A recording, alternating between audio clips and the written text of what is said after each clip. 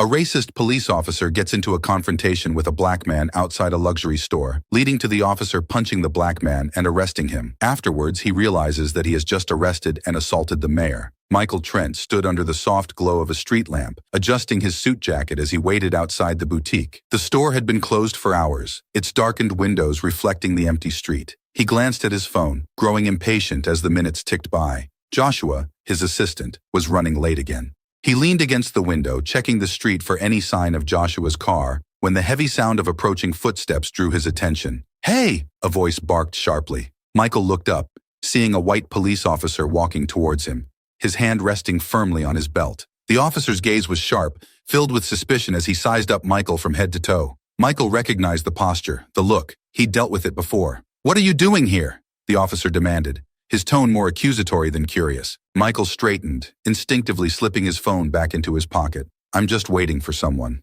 he said evenly. The officer stopped a few feet away, his eyes narrowing as he scanned the empty street. "Waiting? At this time of night? Outside a closed shop?" "That's right," Michael replied calmly. "My ride is running late." The officer's gaze hardened, his hand inching closer to his flashlight. "Doesn't look right to me. You sure you're not loitering? Maybe up to something else?" Michael felt a flicker of annoyance rise in his chest, but he kept his face composed. "I'm not loitering. I'm just standing here waiting for a ride. Nothing more." The officer's lips curled into a half smile, though it carried no warmth.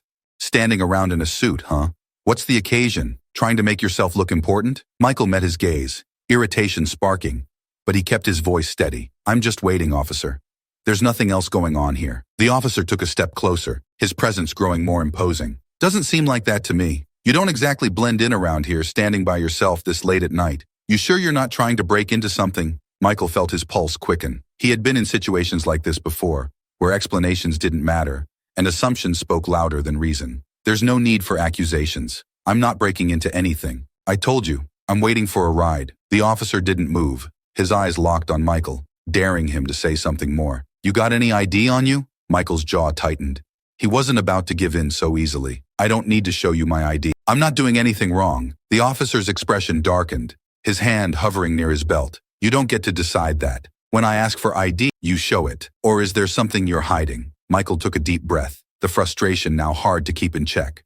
"I've told you what I'm doing, and that should be enough. There's no reason for this to go any further." The officer's stance shifted, his voice dropping lower. "I decide how far this goes, not you. And right now, you're giving me a lot of reasons to keep asking questions." Michael clenched his fists, trying to keep his cool. "There's no need for this. I'm not a threat, and I'm not breaking any laws. I'm just waiting." The officer stepped closer, his body now just inches from Michael's.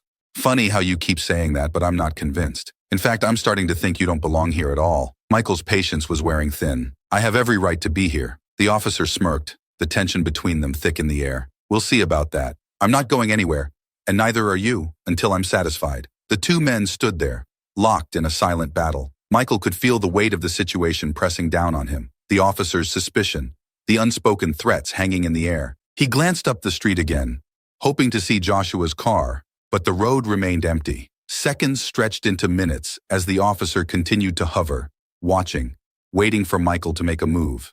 The quiet street felt suffocating, the glow from the street lamp casting long shadows across the pavement. Michael knew this wasn't over. Not yet. The officer's hand rested firmly on his belt, his gaze never leaving Michael's face. "I'll be watching," he muttered, his tone low and threatening. Michael didn't respond, his eyes hardening as he held the officer's gaze. There was nothing more to say, not yet, and so they stood there, two men caught in an unspoken clash, neither willing to back down as the cool night stretched on. Michael stood firm, his body tense, as the officer refused to back off. The minutes stretched on, and still, no sign of Joshua. The tension between the two men was palpable, thick in the air, as if the night itself had been charged with electricity. "I've explained myself," Michael said, his voice controlled, though the frustration was creeping in. "I'm just waiting for someone. There's no reason for this." The officer took a step closer, his hand never leaving the belt where his handcuffs and flashlight rested. "I don't care what you've said," he replied, his voice cold and condescending. "Something about you just doesn't sit right with me." Michael clenched his fists, but kept them at his sides. "What doesn't sit right? The fact that I'm standing here in a suit? Or the fact that you don't think I belong here?" The officer's eyes flashed with anger. "Watch your tone. I'm the one asking questions, not you." Michael's pulse quickened, but he forced himself to stay calm. You're questioning me for no reason. You've been standing here for 10 minutes. If I were doing something wrong, you'd have figured it out by now. The officer's face twisted into a smirk. Oh, I figured plenty out. Guys like you always think you're too smart to get caught, but you're not. You think I don't see this for what it is? Loitering? Looking for a chance to break into a place like this? Michael couldn't hold back any longer. Loitering? That's what you think this is? I'm waiting for my assistant. That's it. You've been standing here, harassing me, and now you're looking for any excuse to make it worse. The officer's smirk vanished, replaced by a hardened glare. Harassing you? I'm doing my job. Keeping people like you from causing trouble in places like this. Michael stepped forward, his voice cold. People like me? What exactly do you mean by that? You know damn well what I mean, the officer snapped, his voice rising. You think you're slick, standing here all calm like you're innocent. But I've seen this before. A suit doesn't change who you are. Michael's heart pounded in his chest, his anger bubbling over. You don't know a thing about who I am. I know enough, the officer shot back. You're just another punk who thinks he can talk his way out of trouble. Michael took a deep breath, trying to keep control. I haven't done anything wrong. You're the one trying to create trouble where there isn't any. The officer's hand moved toward his cuffs, his eyes narrowing. You're real close to stepping over the line. And what line is that? Michael asked, his voice steady but sharp. The line where I stop letting you bully me for standing on a public sidewalk? The officer's grip tightened on the cuffs. You think you're smart, huh? You think you can mouth off to me? I've got the authority here, not you. Michael's blood boiled, but he held his ground. Authority doesn't give you the right to harass people for no reason. The officer stepped forward, now inches from Michael's face. I don't need a reason if I feel threatened. And right now, I don't like the way you're talking to me. Michael could feel the situation spiraling out of control, the officer's aggression escalating with each word. But he wasn't going to back down. Not this time. You feel threatened? Michael asked, incredulous. I'm standing here, unarmed, waiting for a ride. And you're the one threatening to arrest me. That's not how this works. The officer's jaw clenched, his hand hovering over the cuffs. I'll decide how this works. You're done talking. Michael squared his shoulders, meeting the officer's gaze head on. I'm not done until you stop treating me like a criminal. The officer's eyes blazed with fury, and without another word, he grabbed for the cuffs. That's it. You're under arrest. Michael's heart pounded as he watched the officer's hand move toward him, the cuffs gleaming under the street lamp. This was it. It was happening, and there was nothing he could do to stop it. Michael's heart raced as the officer grabbed for the cuffs, the cold steel glinting in the dim light. The weight of the moment hit him all at once. He couldn't let this happen. Not like this. Instinctively, he took a step back, his hands raised. You can't do this, he said, his voice sharp, the anger and fear mixing together. I haven't done anything wrong. The officer's eyes flared, his grip tightening on Michael's arm. You just crossed the line. Don't resist. Michael jerked his arm away, his pulse pounding in his ears. I'm not resisting, but you're not arresting me for no reason. The officer's face twisted with frustration, his hand shooting out again, this time with more force. He caught Michael by the wrist, pulling him forward with a rough yank. You think you're above the law? Think again. Michael tried to pull free, his movements quick but controlled. Get off me. The officer's patience snapped. You want to resist? Fine. His voice dripped with venom as he shoved Michael hard against the boutique window, the glass rattling from the impact. Michael's shoulder slammed into the cold surface, the shock of pain radiating through his body. I said, get off. He struggled to twist free, his muscles tense with the surge of adrenaline. The officer leaned in close, pressing Michael harder against the window, his breath hot on his neck. I told you to stop resisting, the officer growled. Michael's breath came in short bursts as he struggled to push the officer away. His mind raced. How had this escalated so quickly? I'm not resisting. You're the one pushing this too far. The officer's grip tightened, his fingers digging into Michael's arm. That's it. I'm done playing with you. Without warning, the officer swung his fist. The punch landed squarely on Michael's jaw, a hard, brutal impact that sent him reeling. His head snapped to the side, pain exploding across his face as he stumbled against the window. His vision blurred for a moment, the world spinning around him. Michael gasped, his hand instinctively going to his face, the sharp sting of the blow still radiating through his skull. He struggled to steady himself, his mind spinning from the shock.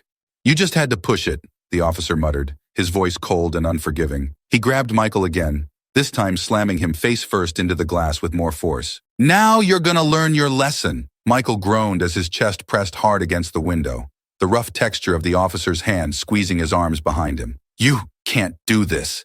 he panted, struggling to find his voice through the haze of pain. "Watch me!"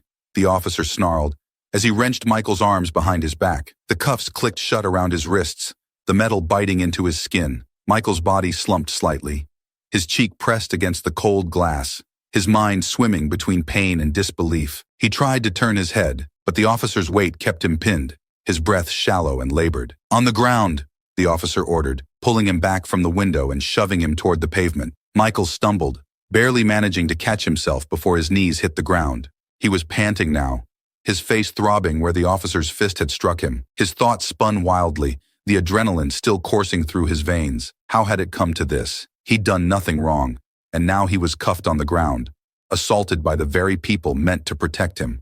The officer stood over him, his chest rising and falling with his own pent-up rage. "Maybe next time you'll think twice about resisting arrest." Michael looked up at him, his vision still swimming, but his voice came out firm, though laced with pain. "You're going to regret this." The officer sneered, towering over him with the cuffs now secured. "Not as much as you will." As the night air pressed down on them, Michael knew this was far from over. This was just the beginning. Michael felt the tight grip of the handcuffs bite into his wrists as the officer roughly pushed him toward the patrol car. His jaw still throbbed from the punch, his body tense from the confrontation. But beneath the pain and tension, a calmness began to settle over him. He knew something the officer didn't, and that knowledge gave him the upper hand. The officer, still brimming with self-satisfaction, moved toward the car, opening the back door with a sharp tug. "Get in," he ordered, his voice cold and full of authority. "I warned you not to resist." Michael didn't move. Instead, he straightened himself, took a deep breath, and with a quiet, almost smug smile said, "Before you throw me in that car, why don't you check my ID?" The officer froze, his hand still on the door, his brow furrowing in confusion. "What are you talking about?" Michael's smile grew ever so slightly. "You heard me. Check my ID. It's in my wallet." The officer hesitated, narrowing his eyes as if trying to decide whether this was some sort of trick. "You've had plenty of time to give me your ID. Now, you want to cooperate?" Michael met his gaze, his voice calm and laced with quiet confidence. "Check it. You're going to want to know who you've just cuffed before this gets worse for you." The officer's confidence faltered, but he still wasn't fully buying it. "Fine. Let's see what you've got," he muttered, reaching into Michael's pocket and pulling out his wallet. With a flick of his wrist, the officer opened it and pulled out the ID card. For a moment, he squinted at it, his expression unreadable. But as he processed the information, the color drained from his face. The name, the title, everything clicked into place. His eyes darted from the ID back to Michael, disbelief and panic flashing across his features. That's right," Michael said, his voice smooth and unhurried. "I'm the mayor of this city." The officer's face went pale, the full weight of what he had just done sinking in. He looked back at the ID as if hoping it would change, but it didn't. The realization hit him hard. He had just assaulted and arrested the highest-ranking official in the city. The officer's hands trembled as he fumbled with the cuffs, his previous aggression gone, replaced by panic. "Sir, I didn't know. I didn't realize." Michael cut him off, his voice still calm but now sharper, more commanding. "You didn't realize because you assumed. You let your prejudice blind you, and now you're in a situation you can't talk your way out of." The officer's face flushed with embarrassment and fear as he hurriedly unlocked the cuffs, freeing Michael's wrists.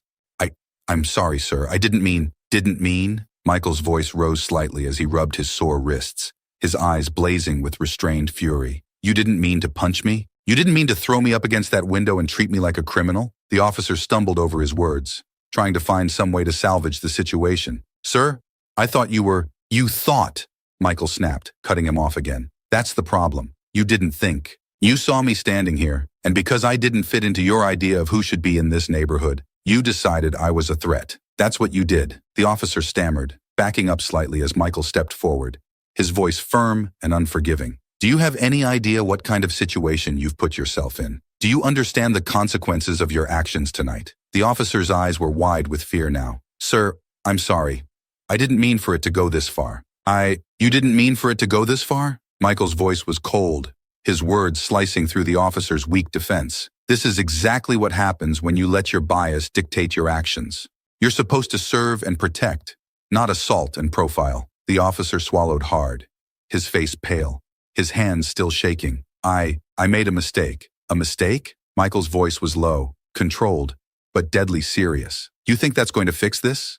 You think an apology is enough to make up for what you just did? The officer couldn't meet Michael's eyes, his whole demeanor collapsing under the weight of his realization. Michael took a step back, letting out a long breath. I want your badge number. Now. The officer fumbled to provide the number, his voice barely a whisper as he recited it. Michael took out his phone, jotting it down calmly before looking the officer in the eye one last time. You'll be hearing from me again, Michael said, his tone final. And next time, you won't be getting off so easily. With that, he turned and walked away, leaving the officer standing there, paralyzed with fear and regret. As Michael walked down the empty street, his mind was already racing ahead. This incident wasn't just personal. It was a symptom of a much larger problem, one he was in a position to finally address head-on. And after tonight, that change was going to happen, one way or another. Michael walked briskly down the street, the weight of the night's events settling heavily on his shoulders. His jaw still ached from the officer's punch, and the faint sting of the handcuffs lingered on his wrists. But more than the physical pain, it was the anger bubbling beneath the surface that fueled his steps. He couldn't let this slide. As he turned the corner, away from the scene, he pulled out his phone, his fingers shaking slightly, not from fear but from the adrenaline still coursing through him. He dialed quickly, the familiar number ringing in his ear. After a few rings, a voice answered. Joshua, Michael said, his voice clipped and direct. I need you to meet me at City Hall, now. Joshua's voice came through, confused but concerned. What happened? I was just about to… I'll explain when you get there, Michael interrupted. Just get there as soon as you can. Without waiting for a response, Michael ended the call and slipped his phone back into his pocket. His mind raced as he made his way toward City Hall, the lights of the city casting long shadows on the quiet streets. The officer's smug face flashed in his memory. But more than that, the image of his own reflection in the glass window, pinned, bruised, humiliated, stuck with him. This wasn't just about him anymore. It was about what this represented. The unchecked power, the blatant profiling, the disregard for basic respect. It was all too familiar. And as mayor, he had the power to do something about it. By the time he reached City Hall, Joshua was already waiting outside, his face drawn with concern. What happened? You sounded off on the phone. Michael sighed, taking a moment to steady his thoughts before answering. I was harassed and assaulted by one of our own officers tonight. I was almost arrested. Joshua's eyes widened in shock. What? Are you serious? Michael nodded grimly. Dead serious. He didn't know who I was, just assumed I was up to no good because I was standing in a rich part of town at night. Joshua shook his head, disbelief written across his face. I don't even know what to say. What are we going to do? We're going to act, Michael said firmly. I'm done letting this kind of thing slide. I've been talking about reform for too long. Now I have the proof. This isn't just some abstract problem. It happened to me. Joshua looked at him, his eyes serious. So what's the plan? Michael's mind was already working through the details. First, we're filing a formal complaint against the officer. I have his badge number. Then we're taking this up with the police chief. This has to be handled at the highest level. I'm going to make sure this officer faces the consequences of his actions. And beyond that? Joshua asked. What about the broader issue? Michael's jaw tightened as he remembered the officer's sneering face, the casual violence with which he had treated him. This is going to be the catalyst. I've been pushing for reform in the department for months, but now I have the leverage I need. We're going to take this public if we have to. The community needs to know that this kind of behavior won't be tolerated anymore. Joshua nodded, his expression serious. I'm with you, whatever you need. Good, Michael said, because this isn't going to be easy. The department will push back, and the officer will try to spin this any way he can, but we're not backing down. Joshua looked at him for a moment, then asked quietly, Are you okay though? I mean, physically? Michael touched his jaw, wincing slightly at the lingering pain. I'll be fine. It's not the first time I've taken a hit, but it's bigger than that. We have to make sure this never happens again, to anyone. Joshua nodded, his face grim. All right, let's get to work. As they entered City Hall, Michael felt the weight of the night's events settle into purpose. This was his moment to act, to turn the injustice he'd faced into the fuel for the change the city desperately needed. The officer's smug face and careless actions were a reminder of the systemic problems he'd been trying to fight for years. But now, it was personal, and he wasn't going to let it go. This time, things were going to change. The next day, Michael walked into the police precinct, his jaw still sore from the previous night's assault. The morning light streamed through the windows, casting long shadows across the tile floor. Joshua followed close behind, his face set with a determined expression. They moved with purpose toward the front desk, where an officer glanced up from his paperwork, immediately recognizing Michael. I'm here to see Chief Harlan, Michael said firmly, his voice controlled but calm. The officer hesitated, casting a nervous glance toward Michael's bruised face. Yes, sir. I'll let him know you're here. He quickly picked up the phone, relaying the message. Within minutes, Police Chief Harlan appeared from his office at the back of the station. He was a tall, broad-shouldered man in his early 50s, with graying hair and a no-nonsense demeanor. His eyes quickly flicked to Michael's bruised jaw, and his expression became more serious. "Mr. Trent," Harlan said, extending a hand, which Michael ignored. "Come to my office. We need to discuss what happened." Without waiting for a response, Harlan turned and led them down a long hallway, his steps heavy with authority. They reached his office, and as the door closed behind them, the room grew tense.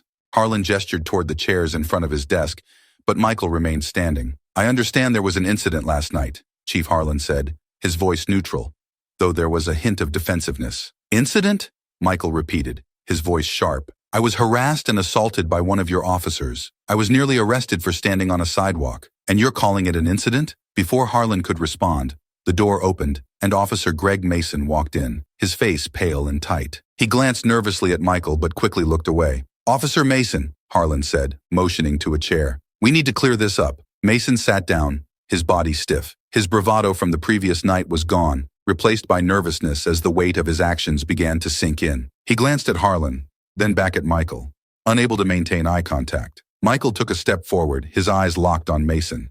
"Tell me, Officer Mason, what exactly were you thinking last night when you decided to ignore everything I said and escalated a situation that didn't need to be anything more than a conversation?" Mason shifted uncomfortably in his chair. I didn't know who you were.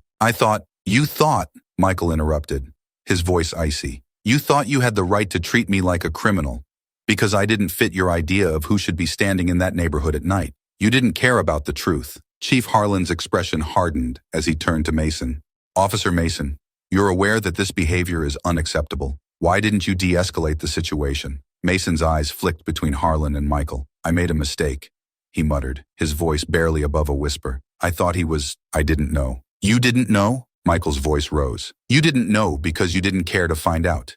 You let your prejudice dictate your actions, and when I called you out on it, you responded with violence." Mason swallowed hard, his face pale. "I'm sorry," he whispered. "Sorry isn't going to fix this," Michael said, his voice sharp. "You need to understand what you did. You didn't just assault me. You violated your oath. You're supposed to protect and serve this community, not terrorize it." Harlan nodded, his tone more serious now. "Officer Mason, you've crossed a line, and there will be consequences. I've already placed you on suspension pending an internal investigation." Mason opened his mouth to respond, but Harlan's cold gaze silenced him. He looked back at Michael, his face pale and remorseful, but it didn't matter.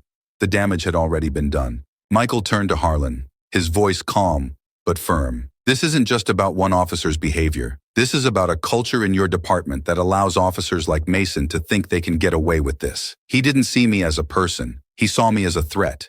And that's a systemic issue, one that needs to be addressed now." Harlan's face tightened, but he nodded slowly. "I understand your frustration, Mr. Trent, and I'm committed to addressing this situation." Michael crossed his arms, his expression unrelenting. "Addressing it? This needs more than just an internal investigation. This needs to be public. People need to know that this department is taking real steps to reform. I want a full report made public. Transparency, accountability." Chief Harlan's face hardened slightly, but he kept his tone measured.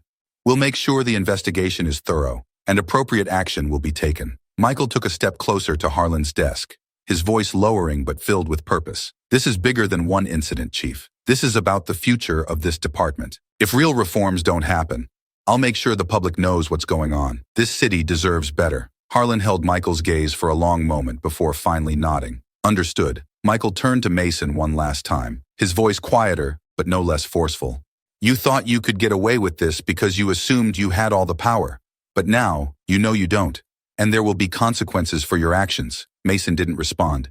He couldn't even meet Michael's gaze. Without another word, Michael turned and left the office, Joshua following closely behind. The air outside felt lighter, but Michael knew this wasn't over. The fight for justice and reform had just begun, and this time, he wouldn't stop until the changes were made. As they exited the precinct, Michael knew that the momentum was finally on his side. Now it was time to make sure the system changed, for good. Michael left the precinct with a clear mind, his steps steady as he and Joshua made their way to the car. The cold morning air filled his lungs as he breathed in deeply, processing the enormity of what had just transpired. He had put the wheels of accountability in motion, but this was only the beginning. Reform, real change, was going to take more than one meeting with the police chief. Joshua broke the silence as they reached the car. "Do you think they'll follow through?" "They'll have to," Michael said, sliding into the driver's seat. "This isn't something they can sweep under the rug. Not this time." Joshua nodded but still looked concerned. "What if they make Mason the scapegoat? Suspend him, maybe even fire him, but nothing else changes." Michael tightened his grip on the steering wheel. "That's not going to happen. We're not giving them that option." As they drove through the city, Michael's thoughts raced. The weight of his responsibilities pressed down on him, but it also fueled him. This wasn't just about last night. It was about the broken system that had put him in that situation. His reform agenda couldn't wait any longer. Joshua glanced at him, worry still creasing his brow. "We need to get ahead of this. Once people hear what happened, the story's going to explode. We need to be in control of the narrative." Michael nodded. "We'll go public, but on our terms. The people need to hear the truth, and I'll make sure they get it directly from me." By the time they reached City Hall, Michael had already formulated a plan. He moved quickly to his office, his mind locked on what needed to happen next. "Get the press ready," Michael said as he sat at his desk, glancing at the clock. "I want to hold a press conference this afternoon. No delays. We'll outline what happened, the steps we're taking, and make it clear that there will be transparency in this investigation." Joshua nodded, already dialing his phone. "Are you going to tell them everything?" Michael hesitated, thinking through the details. "Yes, they need to know the full truth. We can't gloss over this." Joshua paused, his phone in hand. "You're going to name the officer?" "Not yet," Michael said. "The investigation still needs to happen, but I'll make it clear what he did and how wrong it was." Within hours, the media gathered outside City Hall. Reporters, news cameras, and members of the public filled the space in front of the building, all waiting for Michael to speak. He could feel the tension building, the city already buzzing with speculation. Joshua walked into his office, phone in hand. "We're all set. The press is waiting. Are you sure you want to lay everything out?" Michael adjusted his tie in the mirror, his jaw still bruised. "It's the only way to make sure they understand how serious this is." Joshua nodded. "Let's do this." As Michael stepped out of City Hall and approached the podium, the crowd quieted. Cameras flashed, microphones were held high, and all eyes were on him. He took a deep breath, feeling the weight of the moment. "Good afternoon," Michael began, his voice calm but resolute. "I've called this press conference today to address an incident that occurred last night involving one of our city's police officers and myself." The crowd stirred, the tension rising as people leaned in to hear more. "Last night I was standing outside a store waiting for a ride when I was approached by an officer on patrol. Despite my calm explanation of why I was there, the officer became increasingly aggressive. He made assumptions about who I was and why I was there." Michael paused, letting the weight of his words sink in before continuing. "He accused me of loitering, of being up to no good, simply because I didn't fit his idea of who should be in that neighborhood. When I calmly tried to explain myself, the situation escalated. He punched me, handcuffed me, and was about to throw me in the back of his patrol car." A murmur rippled through the crowd, the shock of his words sinking in.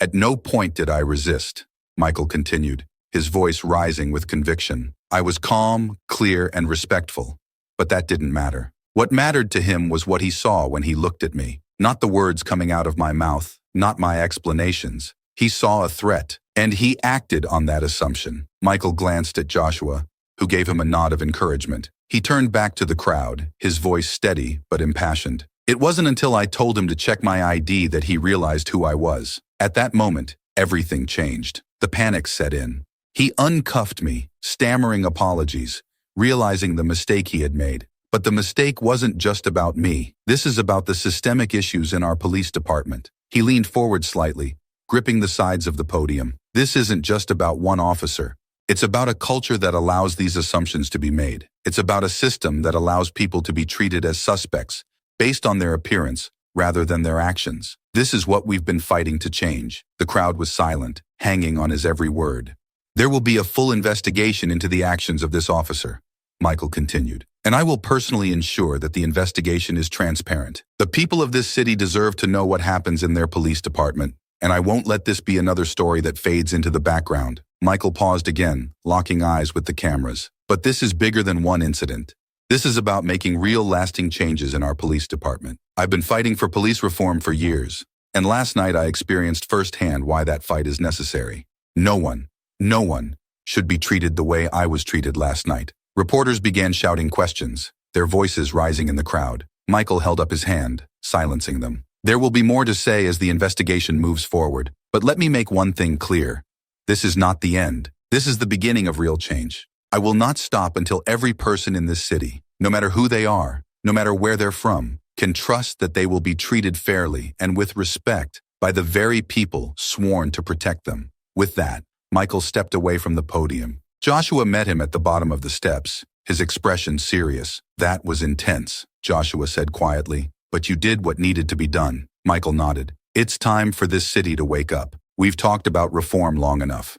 Now, it's time to make it happen. As they walked back into City Hall, Michael felt the burden of leadership more acutely than ever. But he also felt something else, a renewed sense of purpose. This was the moment he had been waiting for. Now, it was up to him to push for the reforms the city desperately needed. This time, he wouldn't stop until the system changed for good. Michael sat in his office at City Hall, staring out of the large windows overlooking the city.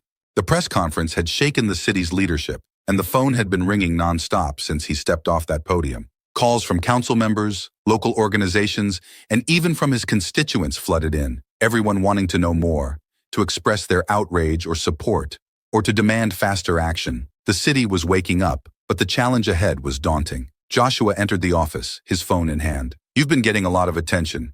Social media's buzzing, and the press is covering the story nonstop. Michael sighed and rubbed his temples. Good. We need to keep the pressure on. I want people to understand how serious this is. Joshua nodded, stepping closer to the desk. I've spoken to some community leaders, and they're ready to support you, but they're also expecting something concrete. They want to know what reforms you'll be pushing for. Michael nodded slowly, his mind already racing. We need to start with the investigation into Officer Mason, but that's just the first step. We need real systemic changes, more oversight, better training, and stricter accountability measures. Joshua's expression was serious. I agree, but you know the police union will fight this tooth and nail. They're already pushing back against your public statements, saying you're jumping the gun. I don't care what the union says, Michael replied, his voice firm. If they're not willing to reform from within, then we'll push from the outside.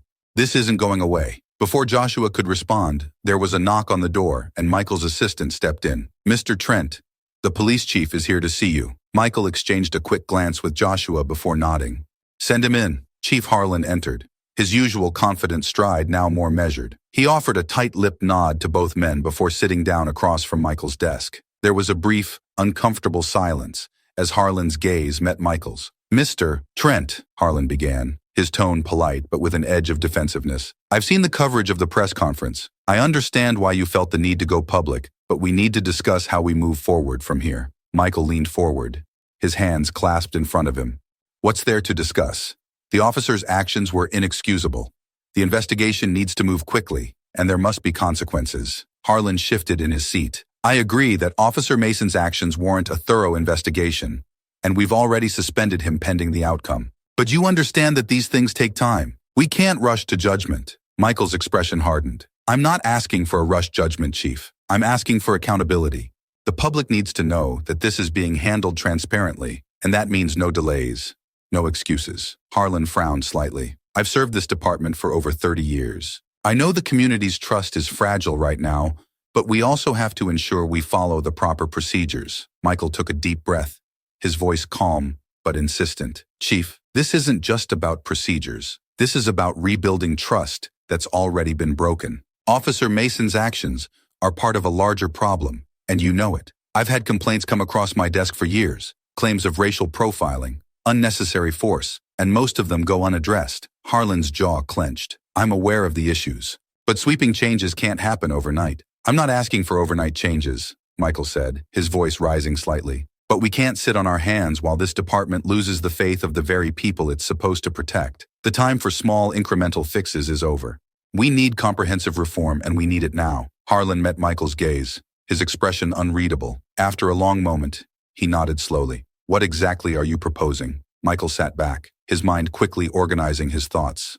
First, we need to establish an independent oversight committee, something outside the department to review complaints of misconduct and make recommendations for discipline. Second, I want mandatory de-escalation training for every officer in the force, with specific training on racial bias. And third, There must be a public reporting system where residents can see the progress of complaints and investigations. Harlan raised an eyebrow. An independent oversight committee? You know the union will push back hard on that. Michael nodded. Let them push, but this is non-negotiable.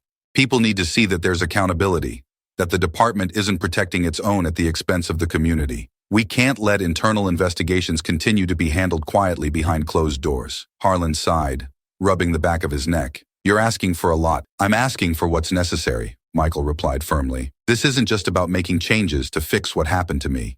It's about ensuring that what happened to me doesn't happen to anyone else. Harlan looked down for a moment, clearly weighing his options. When he finally spoke, his voice was lower. I understand your position, and I agree that changes are needed. I'll bring this to the department, but you need to be prepared for a fight. Not just from the union, but from officers who feel like they're being targeted. Michael leaned forward again, his eyes locked on Harlan. This isn't about targeting anyone. This is about making the police force better. If any officer feels threatened by accountability, then maybe they shouldn't be on the force in the first place. Harlan's lips thinned, but he nodded. I'll take your proposals to the department leadership. We'll see what we can do. As Harlan stood to leave, Michael remained seated, watching him closely. Remember, Chief, Michael said quietly, the eyes of the city are on us right now. Don't let this opportunity for change slip away. Harlan paused at the door, turning back to Michael. I won't, he said, his tone more sincere than before. We're all in this together, whether we like it or not. When Harlan left, the room fell quiet, and Joshua exhaled sharply. You think he'll actually go through with it? Michael rubbed his jaw, still tender from the night before. He'll have to. We've come too far to let this fall apart now. Joshua nodded, pacing slightly. So, what's next? Michael stood up, walking over to the window and looking out over the city. Next, we keep pushing. We rally the community, we stay visible, and we keep the pressure on until real reforms are in place. This isn't just about one bad officer, it's about changing a system. Joshua crossed his arms, a hint of a smile on his face. I think you're ready for that fight. Michael smiled grimly.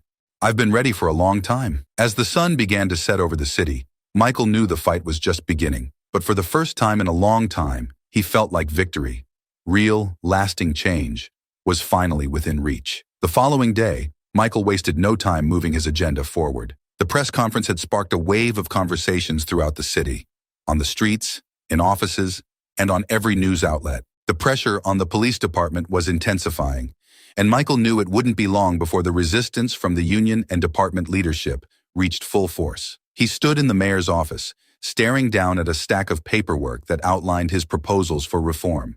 Joshua entered the room, his expression tense but focused. I've just gotten off the phone with a few council members. The public's backing your reforms, but there's pushback from the usual suspects. Michael nodded. I expected that. Who's pushing hardest? Joshua sighed. Some of the council members who are in close ties with the police union are being cautious. They're worried about the political blowback. We don't have time for cautious, Michael said firmly. This isn't about politics. This is about real change. Right. But they're politicians. They'll protect their own interests first. Michael glanced at his watch. We need to get these proposals in front of the council today. If we wait any longer, the momentum dies. Joshua pulled out his tablet. The police chief just issued a statement. He's backing the investigation, but said that the police department can't allow reforms to weaken the ability of officers to do their job. Michael's jaw tightened. That's code for we're going to stall. Joshua nodded. Exactly. But the community's rallying. I've been getting calls from advocacy groups and local leaders all morning. People want action. Then we give them action, Michael replied. Set up a meeting with the council and the police union leadership. We'll hash this out. Within hours, Michael was standing in a packed meeting room at City Hall. The atmosphere was thick with tension. On one side sat several city council members, their expressions ranging from cautious to supportive. Across from them sat representatives from the police union, along with Chief Harlan. The police union president, a stocky man with a stern face, sat with his arms crossed, glaring at Michael from across the room. The meeting began with formalities, but Michael quickly cut to the chase. We're not here to debate the need for reform, he said, his voice clear and steady. The people of this city have spoken, and they want accountability. The system as it stands is broken, and we have an obligation to fix it. The union president shifted in his seat. Mayor Trent, we've always worked closely with the city, but some of these reforms you're proposing, they'll tie the hands of our officers. We can't allow that. Michael leaned forward. This isn't about tying anyone's hands. It's about ensuring that officers are held to the standards we expect from those entrusted with protecting the public. If accountability weakens your force, then that's a problem with the force, not the reforms. Chief Harlan cleared his throat. We support improving training, especially around de-escalation tactics. But the Oversight Committee is going to cause major friction. Officers are going to feel like they're constantly being second-guessed by people who don't understand the dangers they face. Michael shot him a hard look. We're talking about people who don't trust that your department will investigate misconduct fairly. The public needs a system they can believe in, and right now, they don't. The council members shifted uncomfortably in their seats. One of them, Councilwoman Green, leaned forward. I agree with the mayor. If the public can't trust the police to hold their own accountable, we'll never restore confidence in law enforcement. The union president's face reddened. You're not out there on the streets. Our officers are risking their lives every day. You sit behind desks and think you know what it's like. Michael's voice was cool. What I know is that this city can't afford another incident like the one that happened to me, or worse. Every day we delay these reforms. We're putting lives at risk. The room went silent for a moment. Chief Harlan finally spoke again, more measured this time. What exactly are you proposing? Michael listed the reforms swiftly, not wanting to leave any room for delay. The Independent Oversight Committee, mandatory racial bias and de-escalation training, public reporting of complaints, and increased accountability for officers who engage in racial profiling or unnecessary force. This isn't just about making the department look better, Michael said. This is about making it better. The union president stood up, clearly furious. You're going to destroy morale. Our officers already feel like they're under siege. Michael didn't flinch. Morale isn't the issue when people are being unjustly harassed, profiled, or worse. The system will improve when the officers who truly want to serve and protect are able to do so in a department that holds everyone accountable. The tension in the room thickened as the union representatives whispered among themselves. After a long pause, one of the council members spoke up. We should take this to a vote. We've heard enough. An hour later, the council had agreed to move forward with Michael's reform package. It was a victory, but Michael knew it was only the beginning. As he left the meeting room, Joshua caught up with him. Well, that wasn't easy, but we got what we needed. For now, Michael said. But the union's not going to take this lying down. We need to prepare for their next move. Joshua nodded. What's next? Michael glanced at his phone, already thinking ahead. Next, we focus on the investigation, and we keep pushing, harder than ever. The wheels of reform were in motion, but Michael knew the real fight was just beginning. Days had passed since the city council agreed to move forward with Michael's reform package, but the process was slow, too slow. The police union was doing everything it could to stall the investigation into Officer Mason, and Chief Harlan had become increasingly unresponsive. Every step forward seemed to be met with new delays, and Michael could feel the pressure building from the community. He knew the public wouldn't wait forever, and neither would he. Sitting in his office, Michael reviewed the latest updates on the investigation, or rather, the lack of updates. Nothing was moving. The department's internal review had stalled under bureaucratic excuses, and Mason's name still hadn't been made public. Joshua entered the room, looking frustrated. They're dragging their feet, Mike. The investigation should have been moving by now, but Harlan's people are tying it up in red tape. They're trying to run out the clock. Michael clenched his jaw, his fingers tapping the desk. I knew they'd stall, but this is worse than I expected. The community's getting restless. Joshua nodded. You're right. I've had calls from reporters and local leaders all day asking for updates.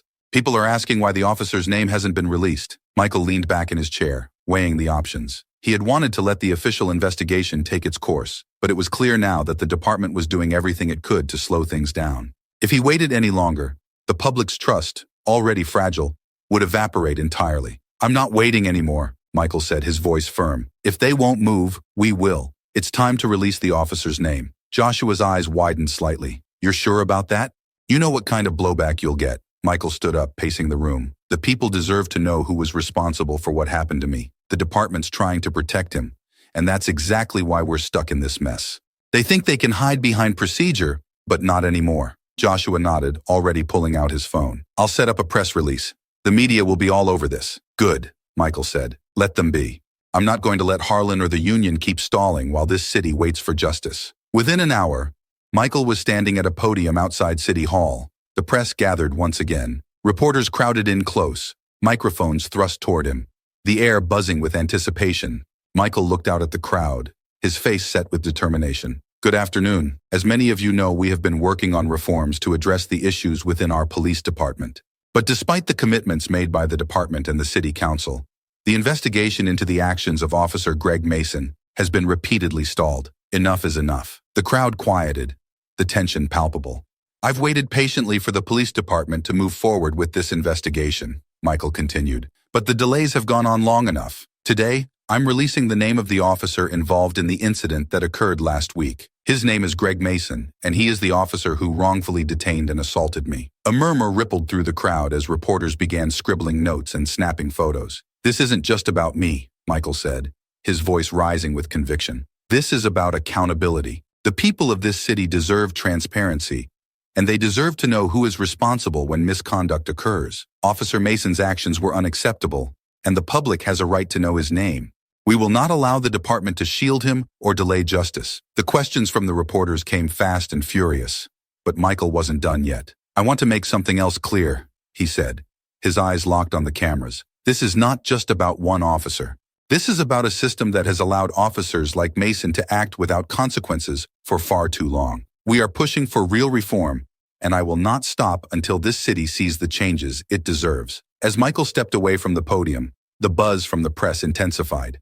Joshua caught up with him as they walked back into City Hall. That was bold, Joshua said, but necessary. Michael nodded, his mind already racing ahead. It was the only move we had left. Harlan and the union won't be able to hide behind the investigation anymore. They'll have to answer for this. Within hours of the press conference, the media was flooded with stories about Officer Mason. His name splashed across every major outlet. The community response was immediate. Protests began forming outside the police station, and calls for action grew louder. But the biggest shock came later that afternoon. Joshua burst into Michael's office, breathless. Harlan just stepped down. Michael looked up, surprised. What? Chief Harlan resigned, Joshua repeated.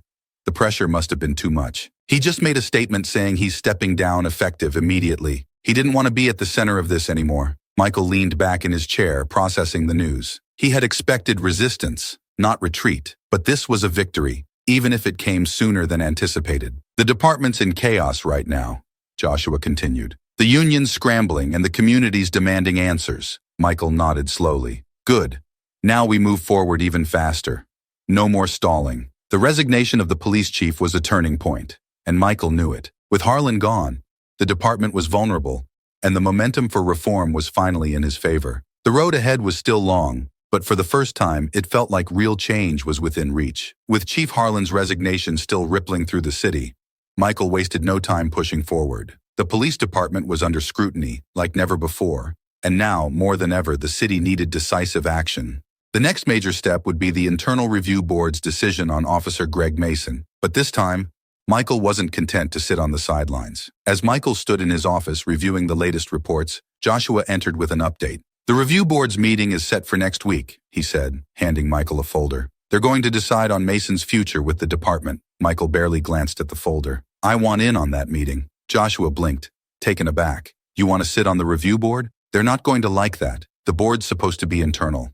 Just the department and union reps. That's exactly the problem, Michael replied, his voice sharp. I've seen how internal investigations go. They drag it out, debate the consequences, and then slap the officer on the wrist. Not this time. I want to be in that room. I want to see how they justify keeping a man like Mason on the force. Joshua hesitated. You're the mayor. You've got the influence to push for this, but you know they'll push back. The union, especially. They'll see it as you overstepping. Michael nodded, already moving toward his desk to make the call. Let them push, but I'm going to be in that room. And Mason's days in this department are over. By the next morning, Michael had formally requested to sit in on the review board meeting. The backlash was immediate. The union president, as expected, went on the offensive, calling Michael's request a violation of the department's procedures and an unprecedented political overreach. Several high-ranking officers within the department echoed the sentiment, but Michael didn't care. The public was on his side, and so were the city's community leaders. The pressure to reform was stronger than ever, and if there was one thing Michael was sure of, it was that this was the moment to strike. The day of the review board meeting arrived quickly. Michael entered the conference room, where the board had already gathered. It was a small private space with a long table at the center. Around it sat members of the police review board, senior officers, a union representative, and a legal advisor. Greg Mason sat at the end of the table, his face pale but defiant. Michael could feel the tension in the air as he took his seat. The head of the review board, Captain Reynolds, cleared his throat and spoke, his tone measured. Mayor Trent, I understand you've requested to observe the proceedings today. Michael nodded, his gaze fixed on Mason. I'm here because the people of this city demand accountability. Officer Mason's actions were a gross violation of the trust placed in him by the public. I want to ensure that this board makes the right decision. Reynolds looked uneasy but continued. We're aware of the public interest in this case. However, as you know, these proceedings are typically handled internally. We're here to review Officer Mason's conduct and determine whether disciplinary action, up to and including termination, is warranted. Michael leaned forward, his voice calm but firm. With all due respect, this case goes beyond typical internal matters. Officer Mason didn't just violate procedure, he abused his authority. He assaulted me and nearly arrested me without cause, simply because of his biases. This isn't just about department policy. It's about the integrity of the entire force. Mason, who had remained silent until now, finally spoke, his voice defensive. I did what I had to do. You were standing out there late at night not answering my questions. I was following my training. Michael turned his gaze toward Mason, his expression hard. Your training didn't tell you to ignore what I was saying. Your training didn't tell you to escalate the situation without reason. This isn't about procedure. It's about your assumptions. Mason shifted uncomfortably, his voice tight. I've dealt with plenty of situations where someone says they're just waiting for a ride and ends up being a criminal. I made a call, and you made the wrong call. Michael shot back. You made a call based on who I am, not what I was doing. That's the difference. The room fell silent for a moment as Captain Reynolds looked between Michael and Mason, then addressed the room. We'll now hear statements from Officer Mason and review the findings of the internal investigation. As the meeting continued, the board reviewed the evidence against Mason, his actions that night, the body camera footage, and witness testimony. The case against him was overwhelming. Michael remained silent for most of the proceedings, but every time Mason tried to justify his actions, Michael felt his anger rise. Finally, after hours of discussion, Captain Reynolds turned to Michael. Mayor Trent, before we conclude, is there anything else you'd like to say? Michael stood, his eyes locking on Mason. I've heard enough excuses from Officer Mason today. He's refused to take accountability for his actions, and that tells me everything I need to know. The people of this city deserve better. They deserve a police force they can trust, one that serves and protects everyone, without prejudice. Keeping Officer Mason on this force would be a stain on this department's reputation. He must be terminated. Mason scowled, his voice low. You're making me out to be a monster. I didn't wake up that day planning to arrest anyone. I was doing my job. If that's what you think your job is, then you should never have worn that badge in the first place, Michael replied coldly. Captain Reynolds nodded, looking around the room. The board will now deliberate. An hour later, the board returned with their decision. Captain Reynolds spoke clearly, his voice steady. After reviewing the evidence and hearing all statements, the board has decided that Officer Greg Mason's actions were in violation of department policy. His conduct was unprofessional and unacceptable. Officer Mason is hereby terminated from the police department, effective immediately. Michael felt a wave of relief wash over him, but he kept his expression neutral as Mason stood, visibly shaken. The former officer didn't make eye contact with anyone as he left the room. Captain Reynolds turned to Michael. Thank you for being here, Mayor Trent. We understand this was an important decision for the city. Michael nodded, his voice calm but resolute. This was the right decision. But this is just the beginning. The people of this city are watching, and we need to continue pushing for the reforms that will prevent this from ever happening again. As Michael left the room, Joshua met him in the hallway, a look of satisfaction on his face. It's done. Mason's gone, Michael nodded. It's a victory, but there's still more to do. We need to make sure the reforms go through. Joshua smiled. One battle at a time, Mike, but you've made history today. Michael glanced back at the door to the review board's room, feeling the weight of the moment. Maybe, but we've got a lot more battles ahead of us. As they walked out of City Hall, Michael knew that while Mason was gone, the fight for real change had only just begun. This victory was significant, but there were still deep-rooted issues within the department that needed to be addressed. The road to reform was long, but Michael was ready to lead the way.